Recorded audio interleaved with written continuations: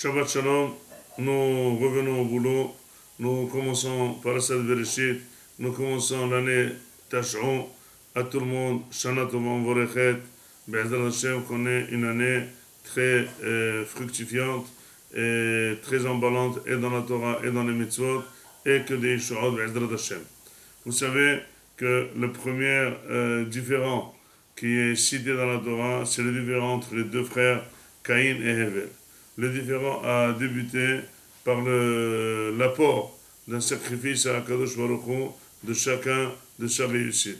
Caïn a ramené des fruits et légumes et Hevel a amené les prémices des Kvasim. Et donc, les Bechorot, il a amené le Bechor de Kvasim, le premier-né. Et finalement, Akadosh Baruch Hu a accepté le sacrifice de Hevel, il n'a pas accepté le sacrifice de Caïn. Caïn se lève et tue son frère Hevel.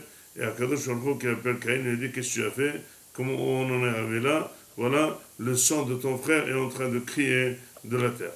La question qui se pose est, tout d'abord, quelle est la différence entre le sacrifice de Caïn et le sacrifice de Hevel?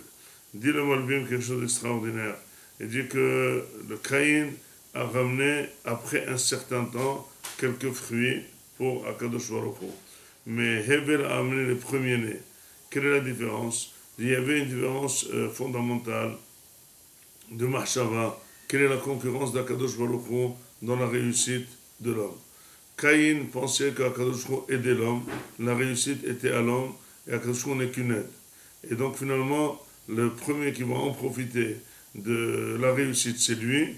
Et puis, quand il pourra, il donnera à son associé, celui qui aide, c'est Akadosh Baruch Hu.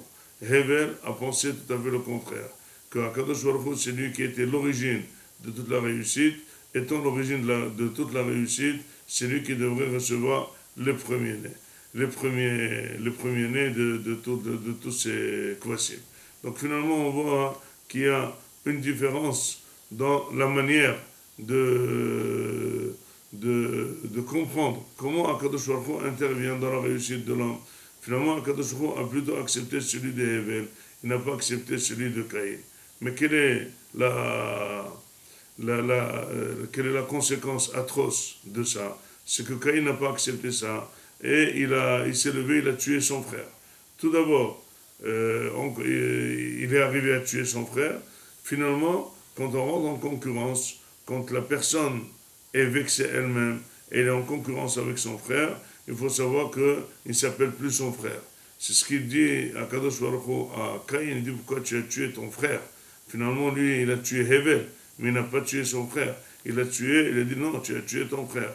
Donc finalement, pourquoi la concurrence de l'homme peut amener à des haines et peut amener à des meurtres? C'est quand la personne est animée de sa réussite, quand la personne, elle se met elle-même en jeu, quand elle pense que c'est elle qui travaille. Donc l'autre, il est en train de lui voler son travail, il est en train de lui voler sa réussite, il est en train de lui voler son nom. Donc finalement, il y a des heurts et il y a des meurtres. Mais quand tout dépend d'Akadosh Baruch Hu, et bien la seule plainte à se plaindre quand quelqu'un ne réussit pas, c'est devant Akadosh Baruch Hu, pas devant l'homme. Donc on ne devient pas des meurtriers parce qu'on a moins réussi que l'autre. Mais finalement, c'est cette pensée elle-même de Caïn qui a voulu dire qu'Akadosh n'est qu'une aide et que c'est lui qui réussit, c'est elle qui l'a amené à se sentir perdant, et ce sentiment de perdant l'a poussé à tuer son frère Hevel. Mais qu'est-ce qu'il lui dit à Akadosh Baruch Hu? Il lui a dit: le sang de ton frère crie de la terre. Dis le Malbim quelque chose de fondamental. Il y a deux religions. Il y a une religion naturelle, il y a une religion spirituelle. Il y a des mitzvot naturels, il y a des mitzvot spirituels. Par exemple, ne pas tuer l'autre, c'est naturel.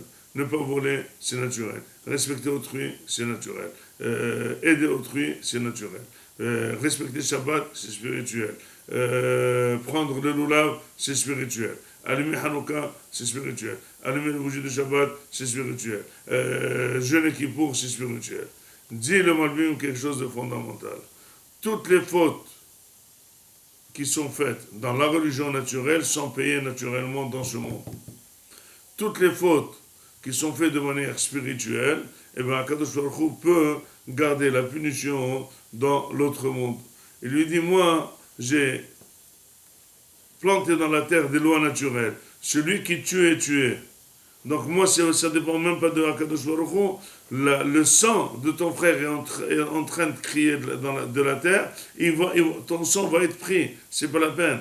Et la personne doit savoir que dans ce monde, on voit autour de nous, dans des gens extraordinaires, eh ben, au moins ils vivent et ils sont en bonne santé, mais des gens qui tuent, ou des gens qui volent, ou des gens qui blessent, ou des gens qui font mal aux autres, vous savez, ils souffrent toujours dans leur vie. Pourquoi? C'est une loi naturelle. Dit le Malbim que toute faute dans une religion naturelle, elle est payée dans ce monde, dans la nature. Et c'est pour ça que l'homme doit savoir, avant d'être religieux, avant de se faire une barbe, avant de prier, avant de surveiller Shabbat, il doit être un homme naturel. Un homme naturel, celui qui respecte les lois naturelles, celui qui respecte autrui, celui qui respecte la vie d'autrui, celui qui respecte l'argent d'autrui. Parce que celui qui vole, il peut voler pendant 50 ans, en un jour, il fait faillite. Et celui qui tue, on ne sait pas, mais d'un jour au lendemain, où il fait un accident de la route ou quelqu'un le tue, ça prend des années. On ne voit pas exactement quelle est la relation de cause à effet. Mais Akadosh Baruch Hu a une longue vue et il voit exactement, et la punition, elle est entièrement naturelle. C'est ça le moussard de cette paracha. Que quand on rentre en concurrence, on pense que c'est nous qui réussissons. C'est pas quelque chose qui fait toutes nos réussites. On est plein de haine. Quand on est plein de haine, on peut arriver à des meurtres. Quand on arrive à des meurtres, sachez que ça s'appelle revient.